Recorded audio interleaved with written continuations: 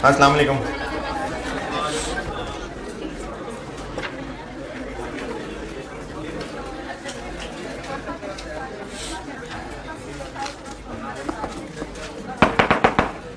दुरूद शरीफ पढ़ लें।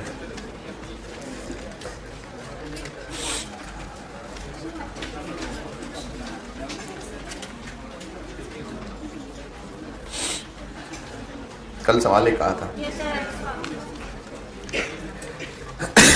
किया होगा।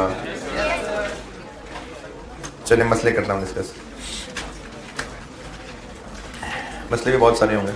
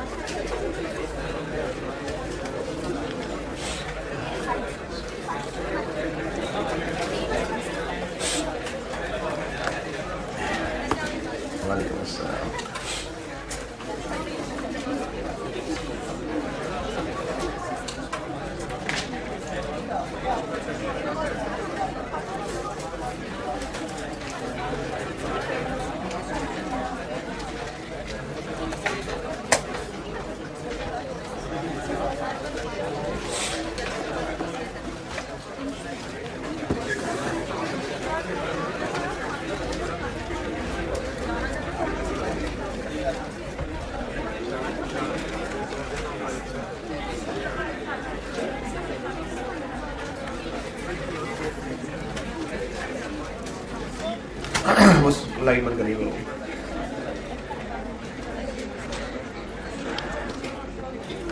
सितंबर 10 क्वेश्चन नंबर 4 होमवर्क दिया था और उम्मीद करता हूं कि आप खैरियत से होंगे और आपने सवाल किया होगा, कोशिश की है।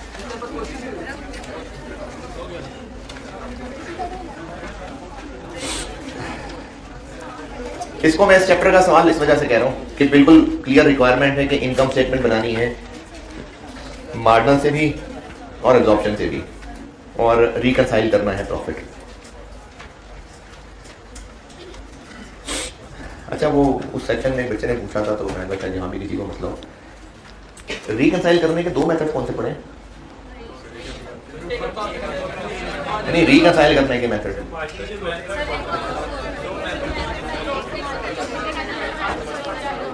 रिकंसाइल करने के दो मेथड नहीं है, प्रॉफिट दो मेथड। तो वो हो सकता है किसी को क्लास में था बच्चा कि जी रिकंसिलिएशन के तो दो मेथड नहीं है, एक ही मेथड पढ़ा।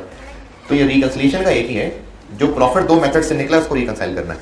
तो इस रिक्वायरमेंट की वजह से ये इस चैप्टर का सवाल है। लेकिन बजटेड प्रॉफिट एंड लॉस का है, तो अब ये बजट स्टाइल में हो गया।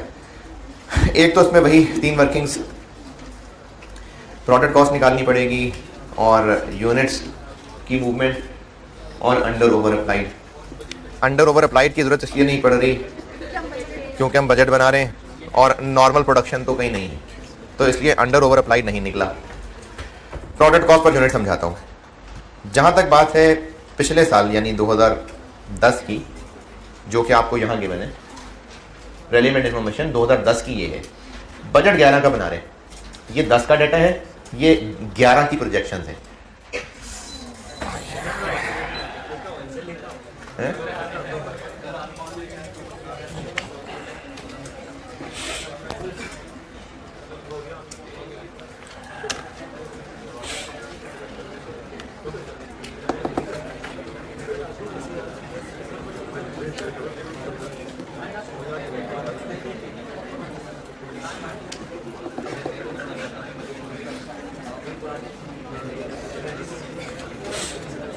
अच्छा, सैटरडे को कॉस्ट की एक्स्ट्रा होती है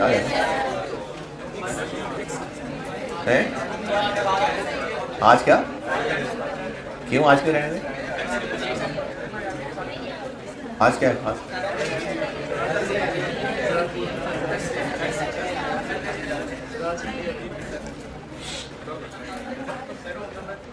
रूम तो बनी है।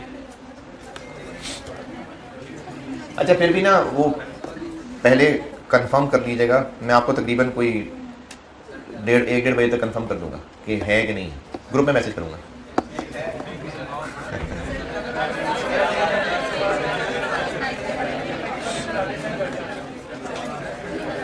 तो जिसने जाना है चले जाना, ड्यूटी पे तो ही जाना है।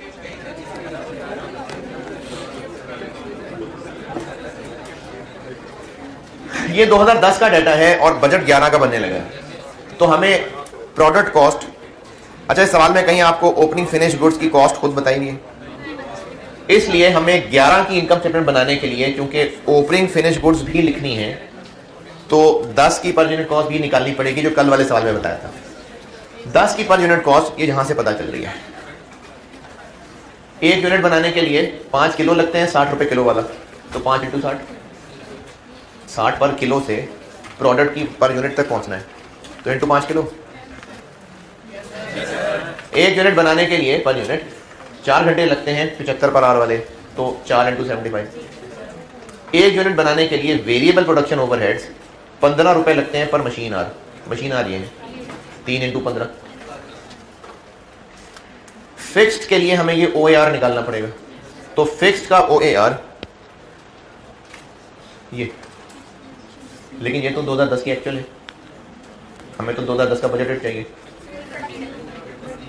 तो बस फिर ये बजटेड ही होगा। 6 million divided by budgeted production, ये फिक्स OAR आ गया। हाँ जी, मैं वो बताता हूँ भी आपकी 2011 में बताता हूँ, बल्कि चलो भी बता देता हूँ। यहां पर एक लाइन लिखी हुई है, किधर लिखी हुई है, पॉइंट 6 में कि फिक्स्ड ओवरहेड्स मशीन आर से लिंक्ड है, यानी फिक्स्ड OAR पर मशीन आर होता है। ठीक है, चलो मशीन आर होता है तो OAR पर मशीन आर निकाल लेते हैं। बजटेड प्रोडक्शन कितनी, वैसे तो एक्चुअल है लेकिन 2010 यही होगी फिर, और ये तो यूनिट्स हैं, बजटेड आवर्स कैसे निकालें, 18,000 इंटू बजटेड आवर्स से क्या मुराद है कि जितनी प्रोडक्शन करनी थी उसके लिए कितने घंटे सोचें, तो आवर्स कितने, 18 × 3 कितने बने,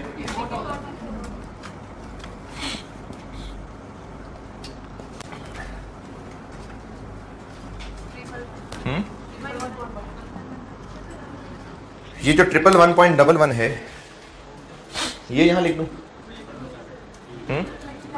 नहीं वो तो पर आर है, तो यहां पर क्या लिखना है, पर यूनिट, तो उसको पर यूनिट कैसे बनाओ, 3 से मल्टीप्लाई कर दें। तो यानी हमने जब लिखना ही यहां पर OAR पर यूनिट है तो निकालिए OAR पर यूनिट लेते हैं, इसलिए यूनिट से ही डिवाइड कर दिया। अगर ऐसे करना है ठीक है, कर लिया, उसके बाद फिर ये करें, और ये है फिक्स्ड OAR पर यूनिट, तो मैंने डायरेक्टली ही यूनिट से डिवाइड करके फिक्स्ड OAR पर यूनिट निकाल लिया। ये हो गई 2010 की पर यूनिट कॉस्ट, ये मार्जिनल के लिए, ये एब्जॉर्प्शन के लिए। 2010 की पर यूनिट कॉस्ट में कोई एतराज परेशानी है तो बोले। 2011 की पर यूनिट कॉस्ट, ये बात कल मैंने समझाई थी कि ये चीजें चूंकि पर यूनिट हैं तो ये ओरिजिनली भी पर यूनिट ही होती हैं, इनको अगर चेंज करके अगले पिछले साल की फिगर बना सकते हैं, तो इसी में चेंज करके ये फिगर्स बना ली। लेकिन फिक्स्ड के लिए क्या करें, टोटल फिक्स्ड ओवरहेड निकालें, उनके ऊपर पर यूनिट बनाएं, इसको चेंज करके यहां तक नहीं पहुंच सकते। कल ये मैंने बात समझाई थी कि इनको पर यूनिट चेंज करके हम यहां तक डायरेक्ट पहुंच सकते हैं, लेकिन इसके लिए यहां से डायरेक्ट नहीं है रास्ता, वो टोटल के रास्ते से ही है। ये बताता हूं एक एक करके। पहले वेरिएबल ओवरहेड्स बताता हूं। वेरिएबल ओवरहेड्स के लिए ये 2010 का डाटा है। अब प्रोजेक्शंस क्या हैं, सेल्स इतने की बेचेंगे, इतने यूनिट्स होंगे, unit sold, sale price, material. 0.5 variable production overhead will increase by 5%। तो जो पहले 45 था अब अगले साल इतना होगा। लेबर पे आते हैं। मैनेजमेंट ने लेबर के साथ एक नया एग्रीमेंट किया है जिसमें ये कहा है कि वेजेस हम 10% बढ़ा देंगे, यानी जो वेज रेट है 75, ये 10% बढ़ जाएगा।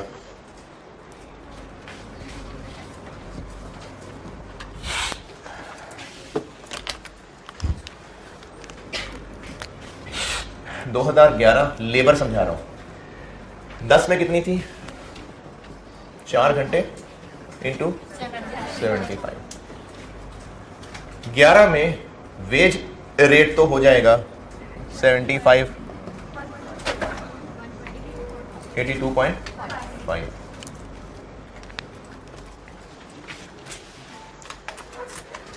लेकिन हमने उनको कुछ और मेजर्स प्लान करके दिए हैं ताकि उनकी परफॉर्मेंस बेहतर हो। एक तो उनके लिए एक ट्रेनिंग कंसल्टेंट रखेंगे जिसको साल का 3 लाख रुपए देंगे, फिक्स्ड है 3 लाख साल का, ये फिक्स्ड है। इससे होगा क्या कि वर्कर्स बेहतर काम करने लग जाएंगे और उनका टाइम 15% कम हो जाएगा। यानी जो पहले वो टाइम लगाते थे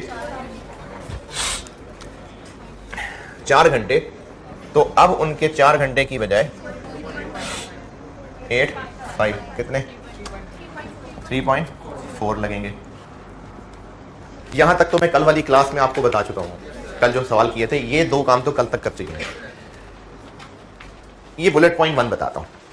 साथ हमने वर्कर्स को ये भी कहा कि आप जब अच्छा काम करेंगे तो हमारा टाइम बचेगा, टाइम बचेगा तो हमारी कॉस्ट बचेगी, तो जितनी हमारी कॉस्ट बचेगी उसका 30% हम आपको इनाम दे देंगे। अच्छा, ये जो इनाम दे रहे हैं ये जो टाइम बचा के दे रहे हैं ना, ये उसकी वजह से। ये जो टाइम बचा के देंगे 15%,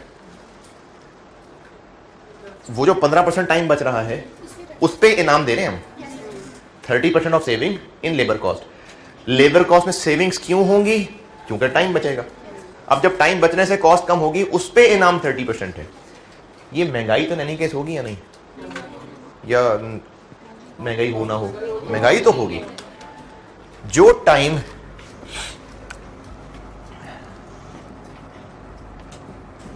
कितना टाइम बचा के दे रहे हैं?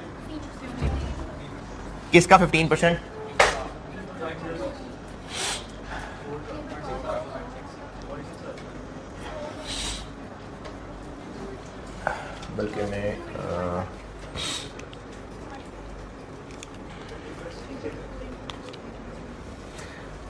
बल्कि मैं इसको टोटल से बताता हूं। 4 घंटे 82.5 पे, यानी रेट तो बढ़ेगा। क्या कर रहे हैं यार? अगर टाइम ना बचता तो हमें 1 यूनिट इतने रुपए का कॉस्ट करता 330। लेकिन अब जब टाइम कम हो जाएगा तो हमें 1 यूनिट कॉस्ट करेगा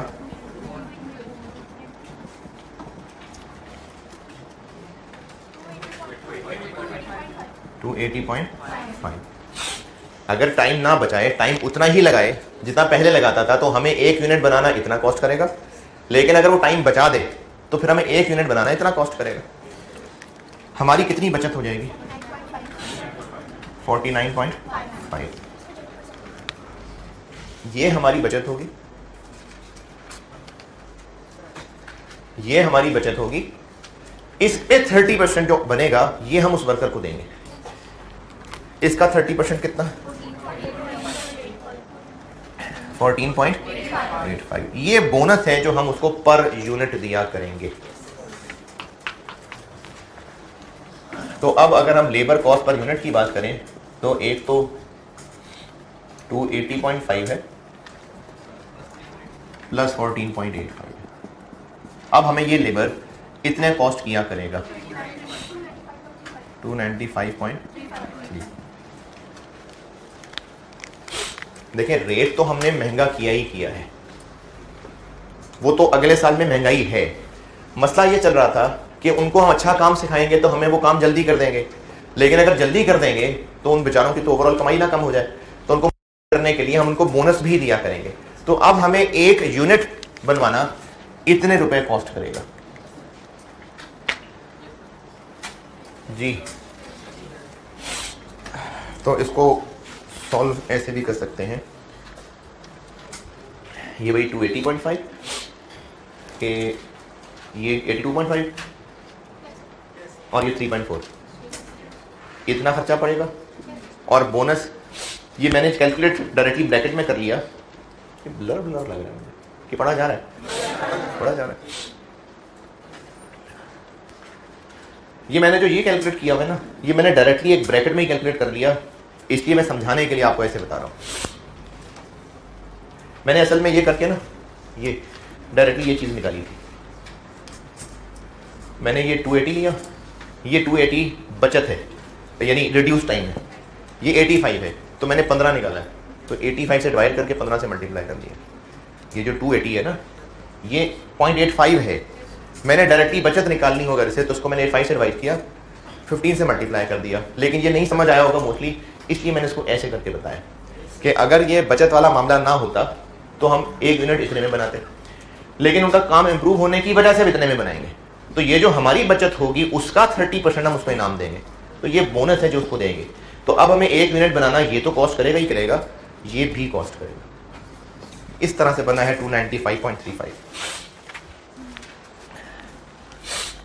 उस वो बेटा लाइट ऑन करना, वो वर्किंग भी दिखा दें ताकि जिसे नोट करनी हो वो वर्किंग नोट कर ले, वो जो मैंने बोर्ड पे की।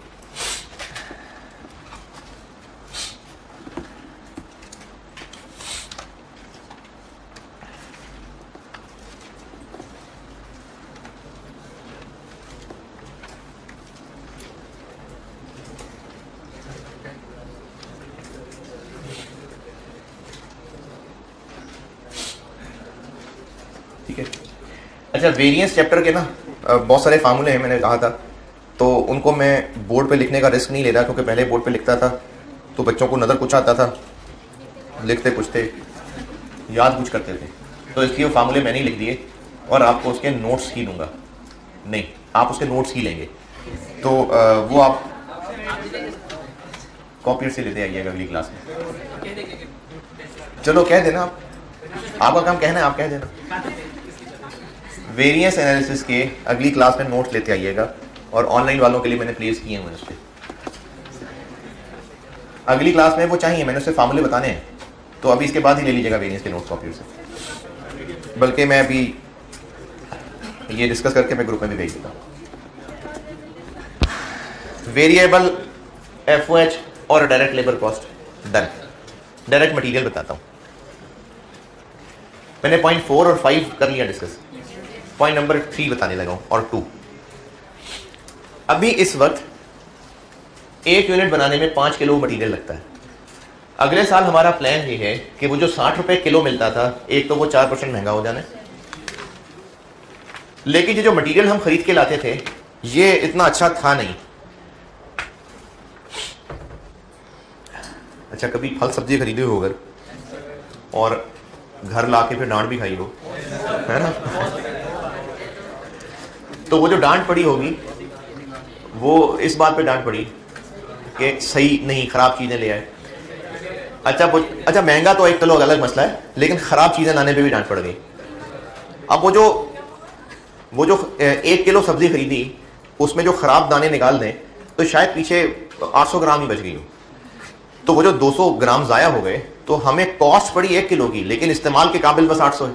यानी मटेरियल खरीद के लाने वाले की नाअहली की वजह से मटेरियल ज्यादा खरीदना पड़ रहा है। शायद आपको कभी इस बात का एक्सपीरियंस हुआ हो शायद, कि कुछ दुकानदार होते हैं वो सब्जी मंडी से ना चुन के ही सब्जी अच्छी से फल लेके आते हैं।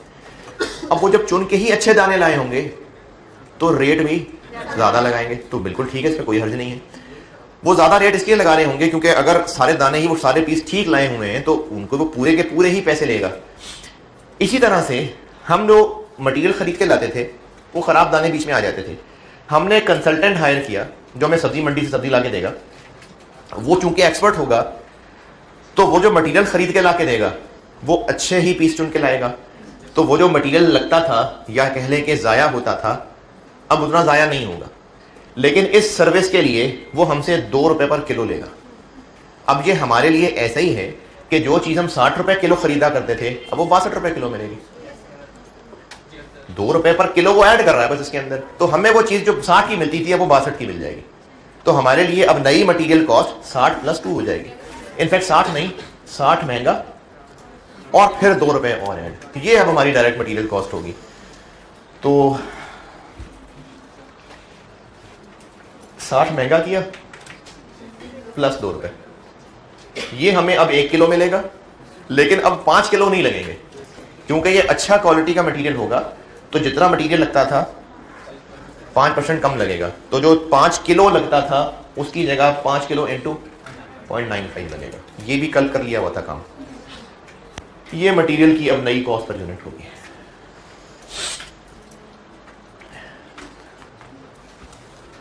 अगर किया था, सुन रहे हैं, जाग रहे हैं, तो ये चीज डिस्कस्ड। कोई एतराज, परेशानी, सवाल, कोई बुरा लगाओ किसी को है? यहां पर क्यों ऐड किया ये रिवाइज कर दो आपको। ये इस पे एतराज है कि 2 इसमें क्यों ऐड किया, या 2 रुपए वाली बात समझ नहीं आई? अच्छा, आप क्या करना चाहिए था? आपको क्या लगता है क्या करना? नहीं, मैं पूछ रहा हूँ कि 2 रुपए का आपको क्या लगता है, क्या ट्रीटमेंट करना चाहिए था?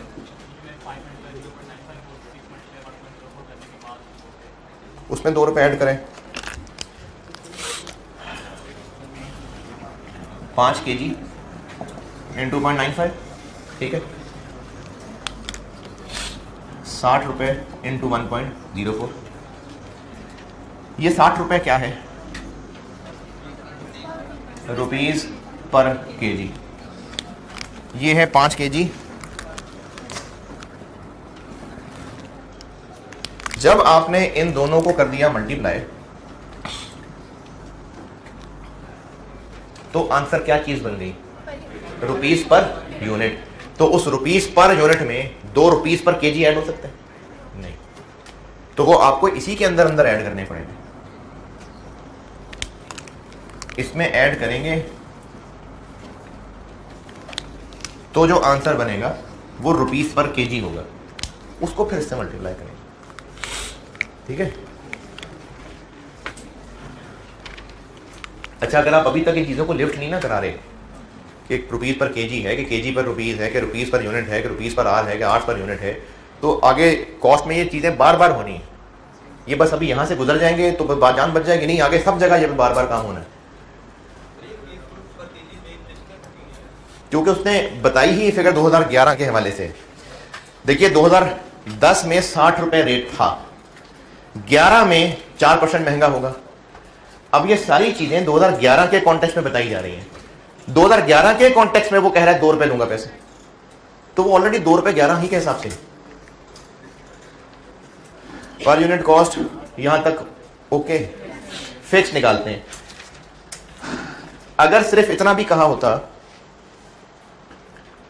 Fix production overheads are expected to increase at the rate of 8% based on account of inflation, तो हम इसको 1.08 कर देते। नहीं, ये पर यूनिट फिक्स्ड कॉस्ट है, इसको चेंज करके हम यहां नहीं पहुंच सकते, हमें टोटल के रास्ते ही चलना पड़ेगा। अब वो टोटल के रास्ते ये है कि 10 में 6 मिलियन था, वो 8% महंगा होगा। फिर एक और फिक्स कॉस्ट आएगी, ये कौन सी वाली है? वो जो ट्रेनिंग कंसल्टेंट को पैसे देने थे। अच्छा, जिनको लगता है कि ये तो लेबर कॉस्ट थी, तो क्या ये डायरेक्ट लेबर कॉस्ट है? पर यूनिट चीज ही नहीं है। तो जब ये डायरेक्ट लेबर कॉस्ट नहीं है, ये इनडायरेक्ट लेबर है, और इसकी वर्डिंग बता रही है कि ये एक फिक्स्ड खर्चा है, इसलिए ये फिक्स्ड एफओएच में आ रहा है। ये बन गया बजटेड फिक्स्ड एफओएच 2011 के। हमें चाहिए फिक्स्ड ओएआर पर यूनिट, तो डिवाइडेड बाय बजटेड प्रोडक्शन होनी चाहिए, वो यहां से निकाल ली। ओपनिंग फिनिश गुड्स कहां से आए? ओपनिंग फिनिश गुड्स यहां से आए कि कंपनी हैज अ पॉलिसी कि जितनी सेल्स होती हैं उसके 5% के बराबर क्लोजिंग स्टॉक होता है। अच्छा, इसका मतलब ये नहीं कि जितनी सेल्स होती हैं उनमें से 5% क्लोजिंग होता है, वो तो सेल हो गई ना। जो क्लोजिंग स्टॉक की फिगर होती है वो सेल्स की फिगर के 5% के बराबर है। तो 2010 की सेल्स कितनी? 2010 में इतनी थी, तो 2010 का क्लोजिंग कितना था? इसका 5%। अब वो जो 2010 का क्लोजिंग था वो 11 का ओपनिंग है। 2011 में ये सेल्स होंगी, तो फिर 2011 का क्लोजिंग स्टॉक कितना होगा? इस 21,000 का 5% होता, लेकिन आइंदा से हम पॉलिसी अपनी चेंज करने लगे हैं कि जितनी सेल हुआ करेगी उसके 10% के बराबर स्टॉक में रखा हुआ करेगा। तो 2011 का क्लोजिंग स्टॉक होगा 2011 की सेल्स के 10% के बराबर। अब ओपनिंग फिनिश गुड्स पता, सेल्स पता, क्लोजिंग फिनिश गुड्स पता, प्रोडक्शन निकल आएंगे, है जी। ये जो इस वक्त हम सारा काम कर रहे हैं ये 2011 का बजटेड काम ही हो रहा है ना, तो ये बजटेड प्रोडक्शन है। अच्छा, जिसको लग रहा है कि ये तो सारे प्लस करें तो ये नहीं बनता, ऐसा तो नहीं कोई।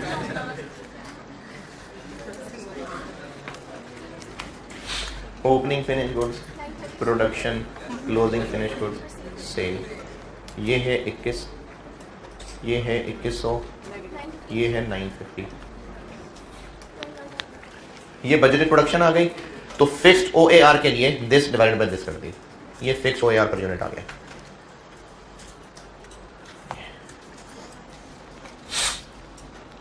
और बस इन फिगर्स को यूज कर लिया फिलहाल। हम करना चाहें, ये सवाल वाला क्या था? अच्छा, मशीन आर्स पे करना चाहें तो मशीन आर्स तो उसने दोबारा नहीं बताया ना, बस यही कहा था कि 3 घंटे लगते हैं, इसमें कोई चेंज नहीं बताई, तो अब भी 3 घंटे ही लगने होंगे। अगर अब भी 3 घंटे ही लगने होंगे तो 22,100 क्या है, 22,150, इस पे कितने घंटे लगने होंगे?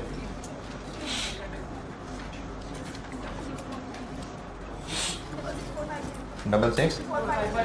अब आप ऐसा करें कि 6 क्या थी बजटेड फिक्स्ड ओवरहेड, 6780, इसको कर लें इससे डिवाइड, आंसर क्या होगा? फिक्स्ड OAR पर आर, लेकिन हमें तो पर यूनिट करना है तो फिर 3 से मल्टीप्लाई कर लेना। तो इसलिए मैंने डिवाइड ही बजटेड प्रोडक्शन से कर दिया, क्योंकि हमें चाहिए ही बजटेड OAR पर यूनिट, इसलिए मैंने डिवाइड ही यूनिट से करके। बस ये वर्किंग्स ही हैं जो समझानी थी। अब इन फिगर्स को सिंपली यहां यूज किया हुआ है। एब्जॉर्प्शन है तो ये रेट्स यूज हुए, ओपनिंग पे ये, COGM पे ये, क्लोजिंग पे ये। मार्जिनल था तो ओपनिंग पे ये, COGM और क्लोजिंग पे ये। और इसमें सवाल कोई पूछना है लोगों से? जी हाँ, कल थे क्लास में। ये सवाल बजटिंग में कवर किया जा सकता है कि तो बजटिंग का सवाल है, हो सकता है, लेकिन अगर ये सवाल पेपर में आ जाए ना तो हम उस पर ये नहीं कह सकते कि बजटिंग का सवाल पेपर में क्यों आया। रिक्वायर्ड क्या है? मार्जिनल और अब्जॉर्प्शन, तो इसलिए ऐसा हो सकता है। नहीं, सारा डाटा बजटिंग का है तो क्या, हमने तो कैलकुलेशंस करनी है ना। देखें, बजटिंग चैप्टर बुक सिलेबस में से निकला है, लेकिन इसका मतलब ये नहीं है कि सवालों के अंदर कोई फ्यूचर की फिगर नहीं दी हो सकती। बजटिंग चैप्टर के जो सवाल आया करते थे, cash budget, budgeted income statement, वो नहीं है, लेकिन इंफॉर्मेशन तो अगले साल की गिवन हो सकती है। अब ये बजटिंग का सवाल ना होता, वैसे ही आपसे पूछते बताएं अगले साल की फिगर्स क्या है, या 2009 की फिगर्स होती, 2010 में ये फिगर्स इस तरीके से बताई होती, गुजर गया होता 2010, और एक्चुअल इनकम स्टेटमेंट बनाने को कहा जाता, फिर भी ये कैलकुलेशन तो करनी पड़ती ना। तो इसलिए ये बजटिंग का सवाल कह के नहीं रिजेक्ट कर सकते इसको। और पूछे भी इसमें जो पूछना है? चल, कुछ नहीं पूछना।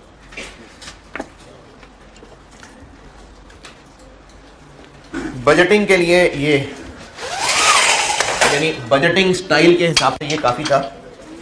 अब बताता हूं कि अगर प्रोसेस कॉस्टिंग मिक्स हो जाए। जी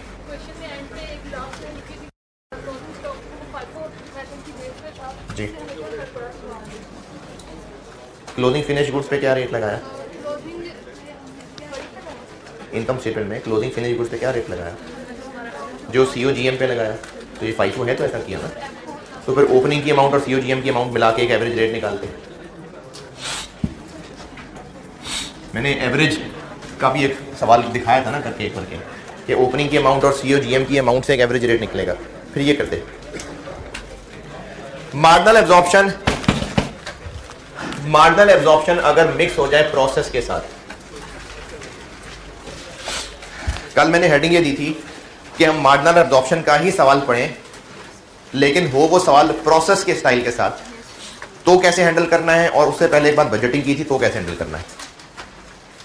बजटिंग के बारे में आपको 2 टिप्स बता दी थी। एक ये कहा था कि सारा कुछ वैसे ही होगा, बस जहां जहां एक्चुअल लिखा करते थे वहां बजटेड आ जाएगा, और दूसरी बात ये की थी कि अंडर ओवर अप्लाइड होगा या नहीं होगा, ये बात की थी।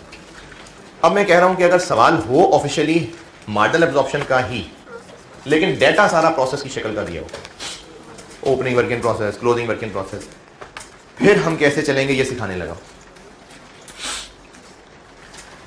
मार्जिनल एब्जॉर्प्शन के सवाल को चलाना शुरू करते हैं। क्या क्या वर्किंग करते हैं? प्रोडक्ट कॉस्ट पर यूनिट निकालते हैं, ठीक है, और क्वांटिटी स्केड्यूल बनाते हैं और अंडर ओवर अप्लाइड निकालते हैं, बिल्कुल ठीक है। फिर उन वर्किंग्स को यूज करके इनकम स्टेटमेंट की फेस पे क्या होता है, सेल्स आ गई, ठीक है। ओपनिंग फिनिश गुड्स की cost, cost of goods manufacture. अगर सवाल प्रोसेस कॉस्टिंग मिक्स करके हो जाएगा तो जो जो फर्क पड़ेंगे वो बता रहा हूं। एक तो फर्क ये पड़ेगा कि अब आप दोनों क्वांटिटी स्केड्यूल्स बनाएंगे।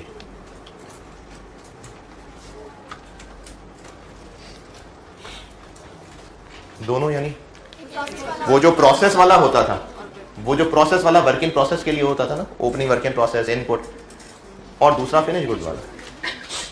ये जो हमने प्रोसेस कॉस्टिंग में पढ़ा था ये वो वाला है, ये भी बनाना पड़ेगा, क्योंकि अगर आपको प्रोसेस कॉस्टिंग मिक्स कर रहा है तो फिर opening closing normal loss, normal loss, फिर ये सब बता रहा होगा।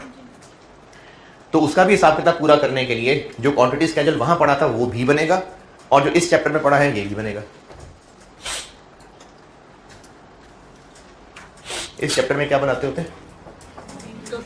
ओपनिंग फिनिश नहीं, ये opening finish goods, production, closing finish goods और सेल।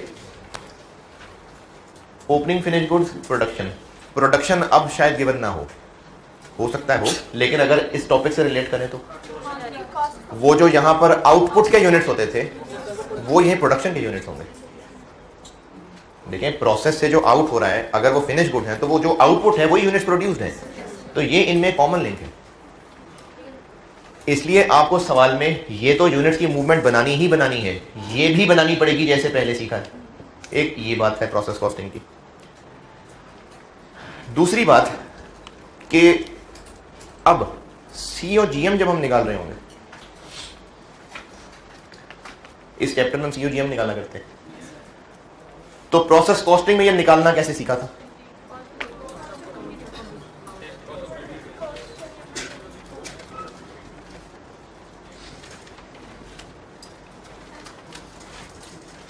ये अब कॉस्ट ऑफ गुड्स मैन्युफैक्चर्ड जो हमने इनकम स्टेटमेंट के फेस पे लिखनी होती है, वो अब आप वर्किंग में ये कैलकुलेट कर रहे होंगे। जो प्रोसेस कॉस्टिंग में हम कॉस्ट ऑफ कंप्लीटेड यूनिट्स निकालते हैं तो वो सीओजीएम होती है। तो मार्जिनल एब्जॉर्प्शन के सवालों में जो हम फेस के ऊपर सीओजीएम के अंदर ब्रैकेट में काम कर रहे थे, अब वो वर्किंग में ये होगा।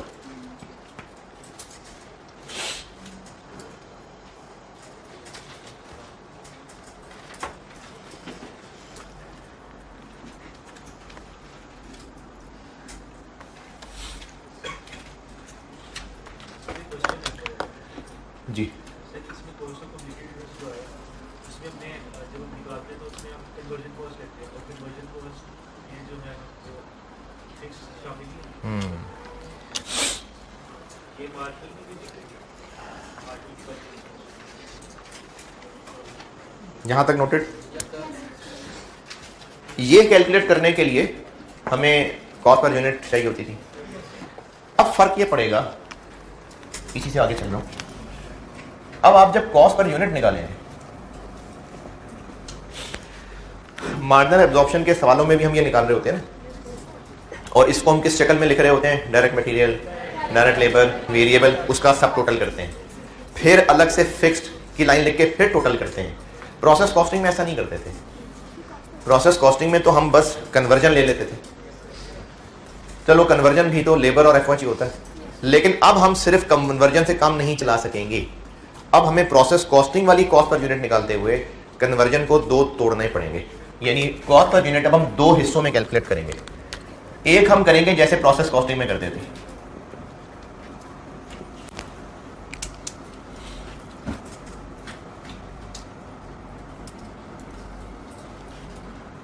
पहले तो प्रोसेस कॉस्टिंग के क्वेश्चन की तरह करेंगे, लेकिन इसमें अब फर्क ये करेंगे कि मटेरियल का कॉलम और अब कन्वर्जन का एक कॉलम नहीं, दो अलग अलग कॉलम बनाएंगे।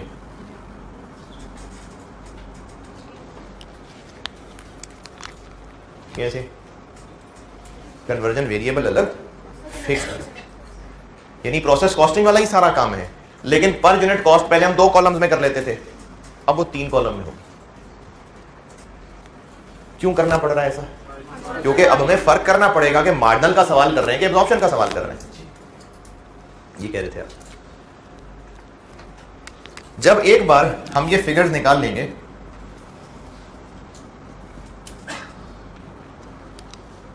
जब एक बार ये फिगर्स निकाल ली, कॉस्ट पर यूनिट इस तरह निकाल ली, तो चाहे ब्रैकेट में ही, लेकिन आई सजेस्ट कि आप फिर से कॉस्ट पर यूनिट को रीअरेंज करें।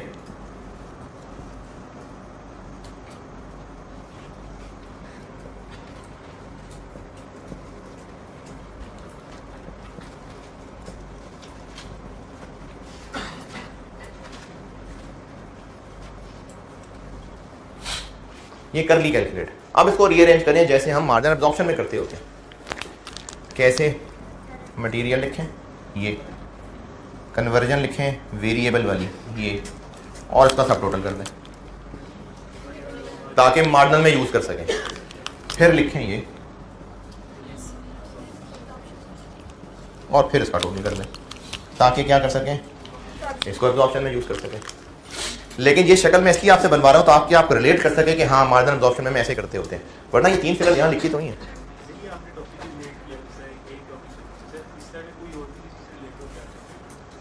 कल सेम क्लास में नहीं।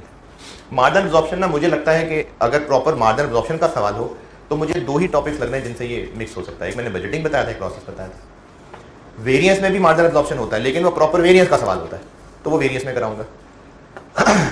इसी तरह से मार्जिनल एब्जॉर्प्शन का वर्ड आगे हमने रेलेवेंट कॉस्टिंग और इस तरह की चीजें पढ़नी है, उनमें भी नाम इस्तेमाल हो सकता है, लेकिन वो प्रॉपर उन्हीं टॉपिक्स के सवाल होंगे। मार्जिनल एब्जॉर्प्शन के स्टाइल के क्वेश्चंस ये 2 ही मुझे लगे कि मिक्स हो सकते हैं। ये जो भी मज़ाहिर किया है, ये मैंने लिखवाया था सवाल, मुज़ाहिर पाकिस्तान वाला सवाल नहीं डिस्कस किया अभी।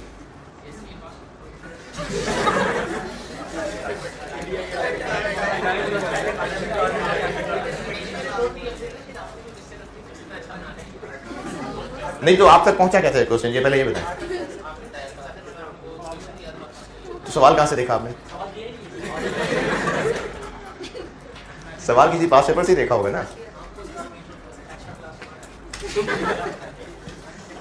तो पहले जैसे प्रोसेस कॉस्टिंग में करते थे वो, और फिर इसको इस शक्ल में ले आए ताकि आपको मार्जिनल एब्जॉर्प्शन के सवाल करने में हेल्प मिल जाए। अदरवाइज यही फिगर मैंने यहीं से देख के लिखी।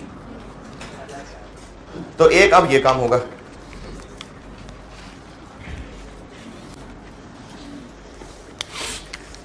प्रोडक्ट कॉस्ट पर यूनिट हम प्रोसेस कॉस्टिंग में भी करते रहे हैं और मार्जिनल एब्जॉर्प्शन में भी करते हैं। ये मैंने दोनों को मर्ज कर दिया कि पहले प्रोसेस कॉस्टिंग वाला कर लें, फिर उसको इस शक्ल में ले आए। क्वांटिटी स्केड्यूल हम दोनों में करते रहे हैं, तो दोनों बनाने पड़ेंगे। COGM लिखते हम मार्जिनल एब्जॉर्प्शन में, इसको ब्रैकेट के अंदर सॉल्व करके। अब वो ब्रैकेट वाला सॉल्व नहीं होना, अब वो इस तरीके से होना। अच्छा, जब हम मार्जिनल वाला सवाल सॉल्व कर रहे होंगे तो कॉस्ट ऑफ कंप्लीटेड यूनिट्स निकालने के लिए, और जब एब्जॉर्प्शन वाला सवाल कर रहे होंगे तो कॉस्ट ऑफ कंप्लीटेड यूनिट्स के लिए ये देख लेगा। और लास्ट चीज, अब जब आप रिकंसिलिएशन बनाएंगे तो रिकंसिलिएशन अभी तक क्या सीखा है?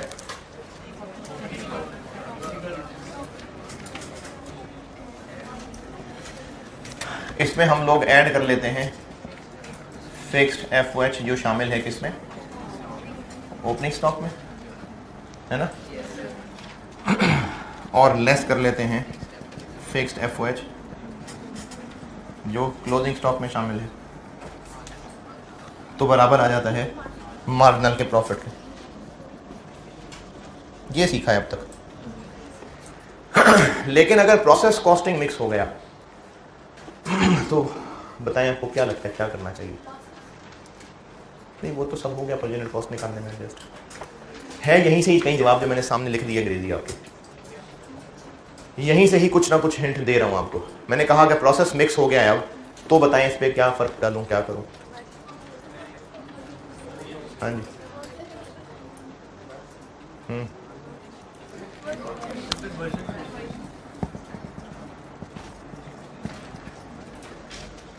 अब वर्क इन प्रोसेस की भी एक इन्वेंटरी हुआ करेगी। Process costing, cost of closing work in process, तो वो भी इन्वेंट्री ही होती है। प्रोसेस कॉस्टिंग मिक्स होने से अब क्लोजिंग वर्क इन प्रोसेस की एक इन्वेंट्री होगी, उसमें भी फिक्स्ड ओवरहेड घुसे होंगे।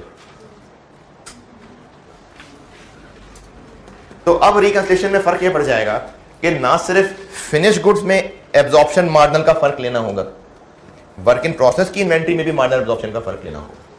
अब ये हो जाएगी रिकंसिलिएशन। जी इनकम स्टेटमेंट के प्रॉफिट्स का नहीं रिकंसिलिएशन बनाते, तो जब हाँ। हमारे इनकम स्टेटमेंट में सिर्फ फिनिश गुड्स है तो फिर हाँ जी, एक सवाल है कि हम तो इनकम स्टेटमेंट के प्रॉफिट्स का फर्क ले रहे होते हैं, तो इनकम स्टेटमेंट के फेस पे तो नहीं आ रहा होता work in process.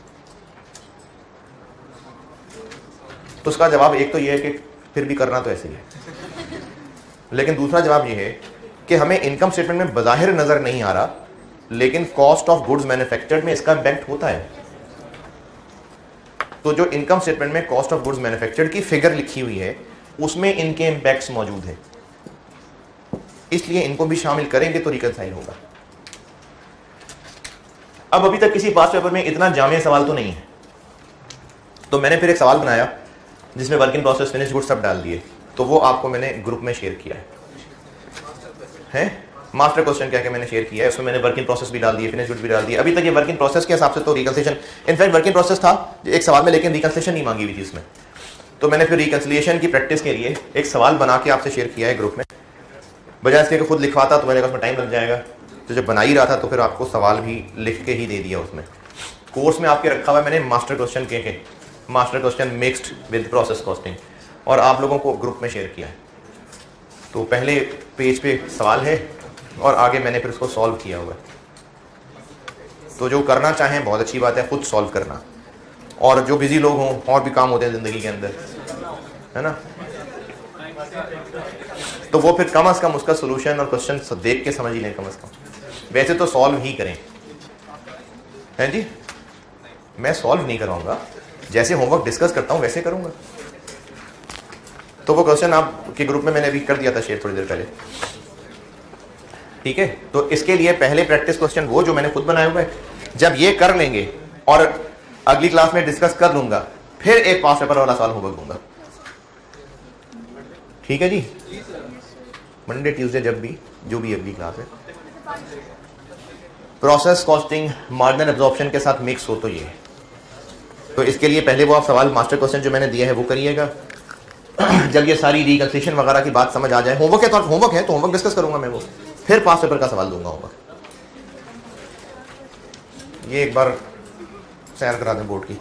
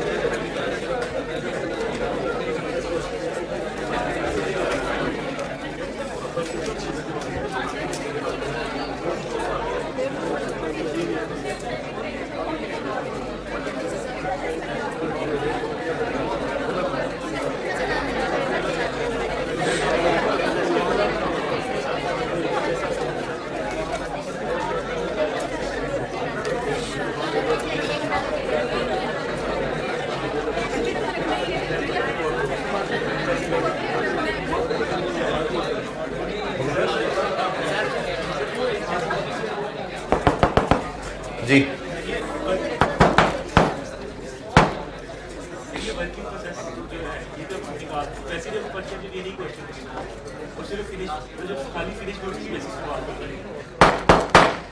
Finish goods की बेसिस पे सवाल है तो हाँ उसमें ऑलरेडी रजिस्टर्ड होता है ना वर्क इन प्रोसेस, नहीं, इससे पहले जो सवाल कर रहे थे उनमें अगर ऑलरेडी जो फिनिश गुड्स की सिर्फ हम रजिस्टर कर रहे हैं, हाँ। ओपनिंग और क्लोजिंग ये रिकंसाइल करते हैं, क्योंकि वर्क इन प्रोसेस की ऑलरेडी हुई है, अज्यूम करते हैं मतलब वही होती है। असल में उसमें डाटा ऐसा था ही नहीं कि आप इस तर्ज पे कॉस्ट ऑफ कंप्यूटेड यूनिट्स निकालते हैं। आपने पूछा है जो उससे पहले सवाल किए थे, था तो वो भी मैन्युफैक्चरिंग बिजनेस ही, जैसे अभी मज़ाहिर वाला था। उसमें भी हाँ, उसकी वजह यह है कि कॉस्ट ऑफ कंप्लीटेड यूनिट्स अब हम जिस तरीके से निकालेंगे, अब जैसे निकालेंगे, अब हमने उसमें opening closing work in process को किया होगा यूज़, लेकिन उन सवालों के अंदर इस तर्ज पे नहीं निकाला होता था, डायरेक्टली यूनिट्स प्रोड्यूस को पर यूनिट से मल्टीप्लाई कर दिया होता था, तो वो वर्क इन प्रोसेस वाला फर्क आएगा नहीं बीच में, इसलिए उस चैप्टर में उस सवाल में फर्क नहीं आया था। जब आप ये सवाल कराएंगे ना, मैं इसको जब डिस्कस करूंगा फिर ये सवाल दोबारा कर लेना, क्योंकि हमने ना कॉस्ट ऑफ कंप्लीटेड यूनिट्स जब निकाली होगी तो वो वर्क इन प्रोसेस को इस्तेमाल करके निकाली होगी, इसलिए हमारे आंसर में वो फर्क मौजूद होगा। ये नोटेड मिटा दूं। मार्जिनल एब्जॉर्प्शन में एक ये है सवाल जो होमवर्क दिया है, और एक बस आपको और होमवर्क दूंगा।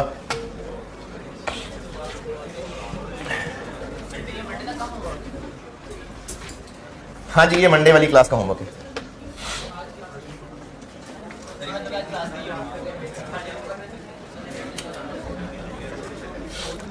आज की क्लास का मैं आपको कोई 1:30 बजे तक कंफर्म करूंगा।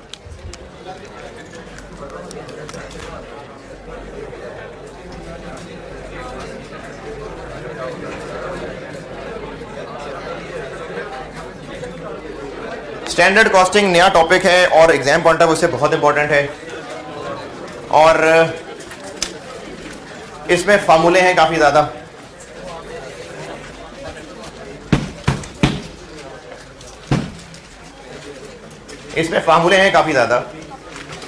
जो मैं ही आपको बोर्ड पे 100 दफा लिख के दिखाऊंगा तो आपको याद होंगे ना।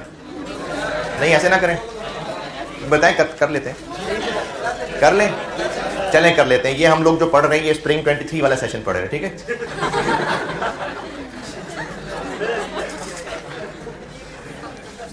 ऑटम 22 में देने पेपर याद फिर नहीं हो सकेगा, फिर आपको याद करने पड़ेंगे।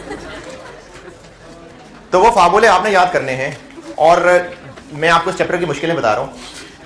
इस चैप्टर में जो आप में से कोई आपके कुछ सीनियर को दोस्त यार जो मशवरे तो देते ही हैं कौन सा चैप्टर मुश्किल है कौन सा आसान है, तो वेरिएंस के बारे में उम्मीद तौर पे बुजुर्गों ने इसको मुश्किल कहा होता है।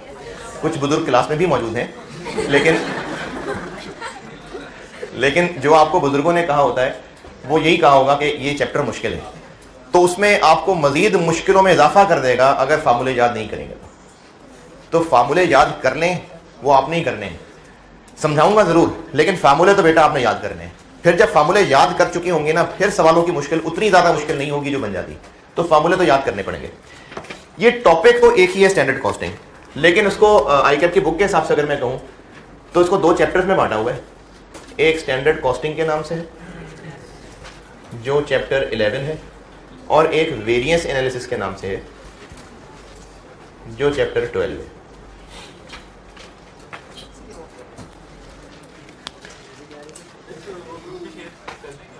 जी मैं भी कर देता हूँ, लेकिन मैं इसको एक ही टॉपिक के तौर पे ही पढ़ाऊंगा। उसको स्टैंडर्ड कॉस्टिंग कह लें, वेरिएंस एनालिसिस कह लें, मैं इसको नॉर्मली वेरिएंस एनालिसिस ही कह रहा होता हूँ, लेकिन अगर अलग अलग करें तो ये चैप्टर अलग है, ये चैप्टर अलग है। इसमें कुछ मेन कॉन्सेप्ट्स बताए मैं, जो मैं भी बताने लगा हूँ। इसके अलावा इसमें कुछ थ्योरेटिकल चीज भी है जो याद करनी है। मेन न्यूमेरिकल यहाँ है, ओवरऑल टॉपिक ये एक ही है, स्टैंडर्ड कॉस्टिंग या वेरिएंस एनालिसिस, लेकिन चैप्टर्स के हिसाब से 2 बांटे हुए हैं। पहले मैं करता हूं स्टैंडर्ड कॉस्टिंग, इसमें बात।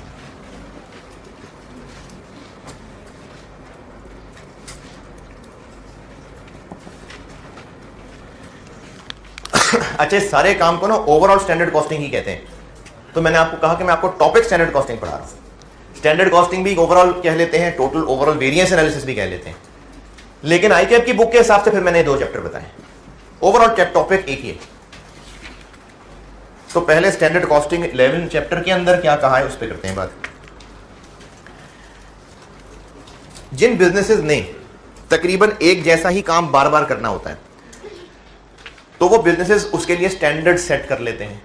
जैसे कोई रेस्टोरेंट है और उन्होंने जो खाना बेचना है, अब उस खाने का एक फ्लेवर, एक टेस्ट वो बार बार अपने कुक पे नहीं छोड़ सकते, क्योंकि अगर उनको वो मशहूर करना है तो वो टेस्ट कंटिन्यू रहेगा तो मशहूर होगा। अच्छा, अब जब वो टेस्ट कंटिन्यू रखना है तो वो कुक मर गया तो क्या करें? तो वो बिजनेस क्या करेगा, एक स्टैंडर्ड रेसिपी बना लेगा कि इसमें इतना इतना मसाला डलना है और उसके लिए कोई ना कोई कुछ ना किसी चीज के स्टैंडर्ड के इतने टाइम तक कुक होना है, ये चीज फलाने लेवल पे जाके ऐड करनी है, फिर ये चीज इतनी ऐड करनी है। इसी तरीके से कॉलेज ने जब एक कोर्स बार बार पढ़ाना होता है तो उसके लिए एक स्टैंडर्ड सेट किया जाता है कि इस टॉपिक पे तकरीबन कितने घंटे, आल्दो कि वो पूरा इसलिए नहीं हो पाता क्योंकि मैंने बस वन वे पढ़ा नहीं देना है, आप लोगों की परफॉर्मेंस उसके मुताबिक उन चीज़ों को चेंज करती है। लेकिन अगर सामने से क्वेश्चन ना हो तो फिर एक स्टैंडर्ड सेट करके बस थ्रो ही करना है ना, तो स्टैंडर्ड सेट हो जाएगा। तो वो बिजनेसेस जिन्होंने एक ही जैसा काम बार बार करना होता है, उसकी क्वालिटी मेंटेन रखने के लिए स्टैंडर्ड्स सेट कर लिए जाते हैं।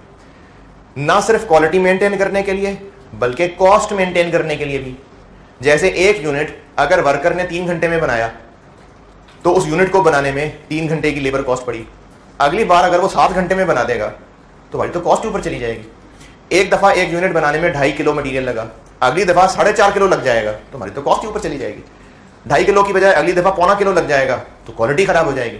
तो वो बिजनेसेस जो एक ही प्रोडक्ट बार बार बनाते रहेंगे, वो बेटर कंट्रोल के लिए, वो क्वालिटी कंट्रोल भी हो सकता है, कॉस्ट कंट्रोल भी हो सकता है, स्टैंडर्ड्स सेट कर लेते हैं।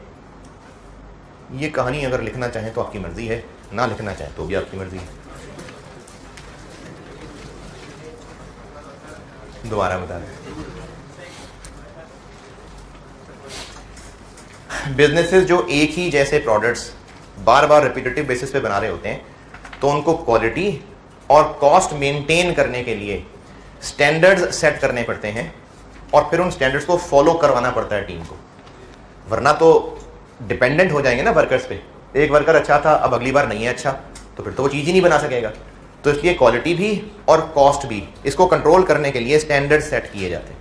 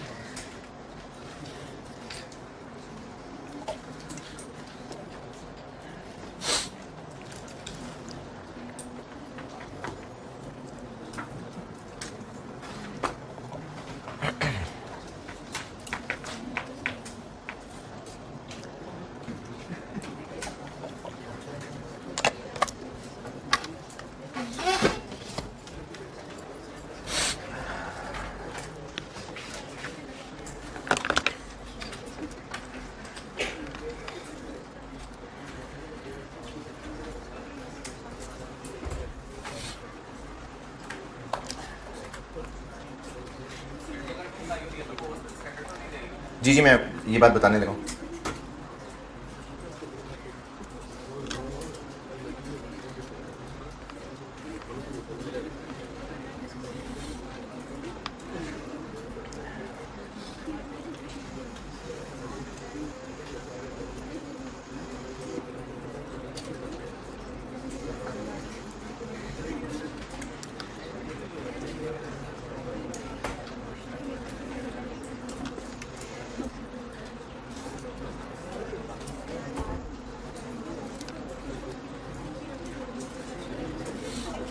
हाँ जी, यहाँ तक नोटेड।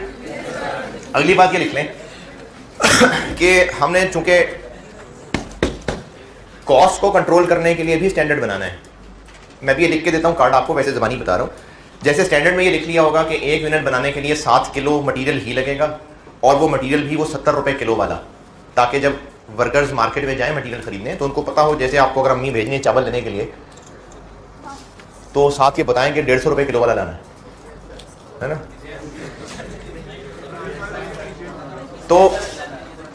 तो जब स्टैंडर्ड सेट किया जा रहा होगा कि 7 किलो लगना है और 70 रुपये किलो वाला, तो अब 10 साल तक वो 70 रुपये किलो तो नहीं देगा। तो इसलिए जो स्टैंडर्ड्स है ना, ये पीरियडिकली रिवाइज होते हैं और नॉर्मली ये 1 साल के हिसाब से सेट हो रहा होता है। स्टैंडर्ड्स रिवाइज भी होते रहते हैं पीरियडिकली, और अगर हम क्वेश्चंस के हवाले से देखें तो 1 साल के लिए एक स्टैंडर्ड होता है। हाँ बिल्कुल, अच्छी बात है। ये इंशाल्लाह अगली क्लासेस में आएगी बात कि इसमें और बजट में क्या फ़र्क है।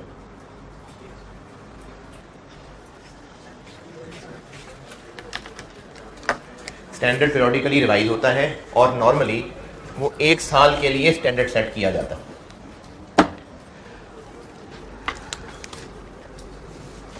स्टैंडर्ड कॉस्ट कार्ड, जो कि बाय डिफॉल्ट एक पर यूनिट कॉन्सेप्ट है कि हम जो प्रोडक्ट बना रहे हैं उसका एक यूनिट कितने रुपए कॉस्ट करना चाहिए, ये हम स्टैंडर्ड सेट कर रहे हैं। ये साल गुजरने के बाद उस साल के लिए सेट हो रहा हो है नहीं, साल के शुरू में। तो स्टैंडर्ड जो है वो पीरियडिकली रिवाइज होते रहते हैं और नॉर्मली एक साल के लिए अगर होगा तो उसके साल के शुरू में ही होगा। ये जो मैं इस वक्त यहाँ डिटेल लिख रहा हूं, ये कोई ऐसी पक्की बात नहीं है कि जी फॉर्मेट में एक लाइन इधर से इधर नहीं हो सकती। ये नॉर्मल सा फॉर्मेट है स्टैंडर्ड कार्ड का, इसमें सारी डिटेल मौजूद होती है। इन शॉर्ट ये कि इसमें डिटेल मौजूद होती है। जैसे एक यूनिट ऑफ प्रोडक्ट बनाने के लिए हमने स्टैंडर्ड रखा है कि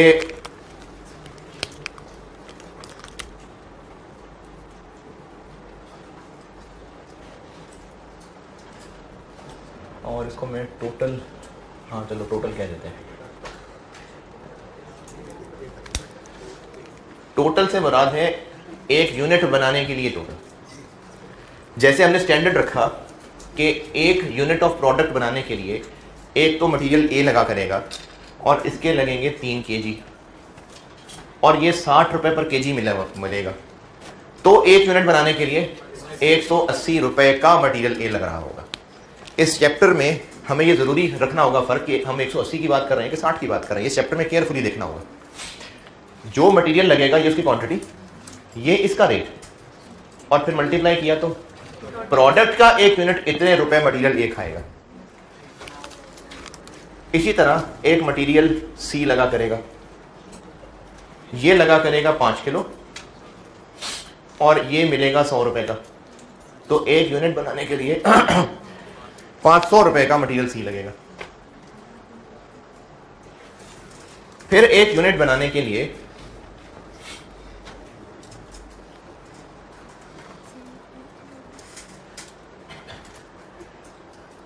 लेबर के 6 आवर्स चाहिए होंगे।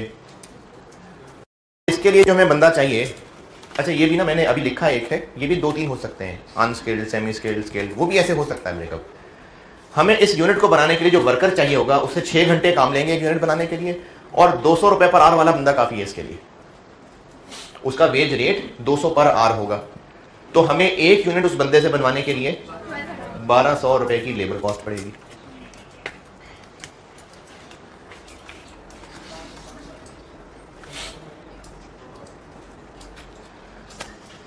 एक यूनिट बनाने के लिए ओवरहेड्स भी लगेंगे। ये ओवरहेड्स लेबर से भी लिंक्ड हो सकते हैं। अच्छा, ओवरहेड्स हमने जब चैप्टर पढ़ा था तो उसको नॉर्मली 6 चीज़ों से रिलेट किया जाता है।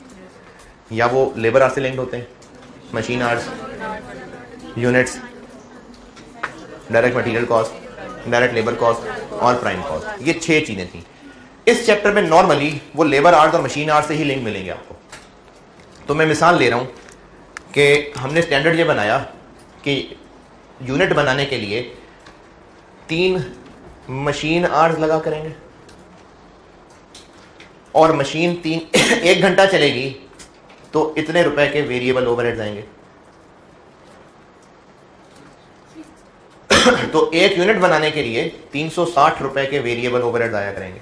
ये मतलब है स्टैंडर्ड कार्ड पे लिखी हुई इंफॉर्मेशन का। फिर अगर 3 घंटे मशीन चलेगी तो फिक्स्ड ओवरहेड भी आने हैं।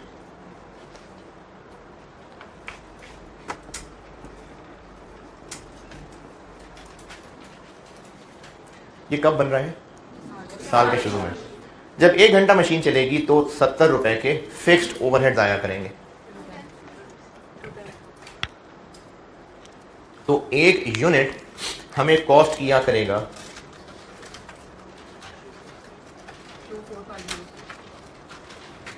ये एक मिसाल है स्टैंडर्ड कॉस्ट कार्ड की।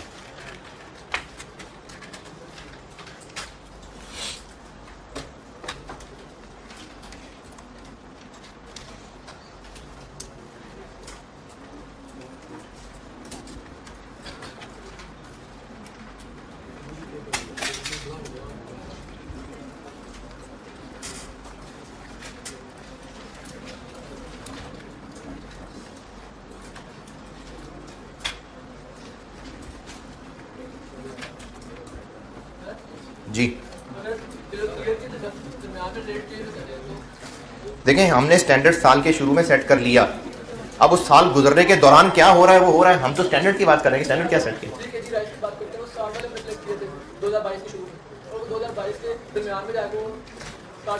स्टैंडर्ड तो यही था ना। अब जो दरमियान में हो गया एक्चुअली वो हम लोग वेरिएंस एनालिसिस में यही पढ़ेंगे कि सोचा क्या था और हुआ क्या। ये स्टैंडर्ड है जो साल के शुरू में सेट कर रहे हैं। अच्छा, ये जो चीजें हैं ना, ये वही है जो बचपन से आप अब तक इसको OAR समझते हैं। ये OAR है क्योंकि हम साल के शुरू में बना रहे हैं, तो एक यूनिट बनेगा तो इतने वेरिएबल ओवरहेड लगेंगे, एक यूनिट बनेगा तो इतने फिक्स्ड ओवरहेड लगेंगे, या एक आर चलेगी मशीन तो इतने ओवरहेड लगेंगे, एक आर मशीन चलेगी, तो ये OAR है। स्टैंडर्ड कार्ड के अंदर ये जो वेरिएबल और फिक्स की लाइन लिखी हुई है ये असल में OAR लिखा हुआ है।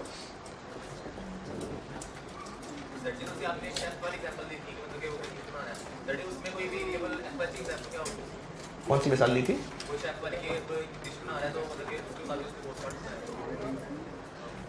डायरेक्ट मटेरियल उस बर्गर के अंदर जो मटेरियल है, डायरेक्ट लेबर जो वर्कर बर्गर बना रहा है उसकी कॉस्ट, उसके अलावा गैस का खर्चा, बिजली का खर्चा, उस तो ये मटेरियल नहीं है, लेबर नहीं है, लेकिन वेरिएबल है।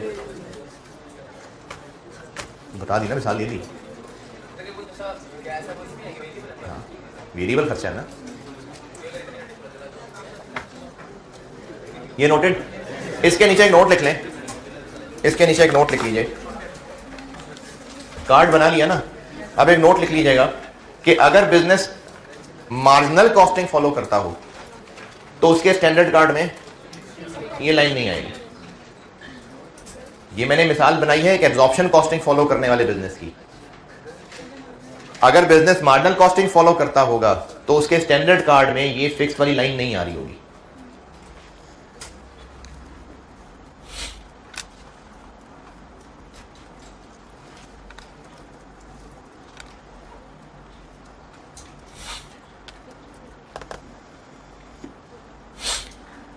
चलें जी, बस ठीक है, अल्लाह हाफिज़।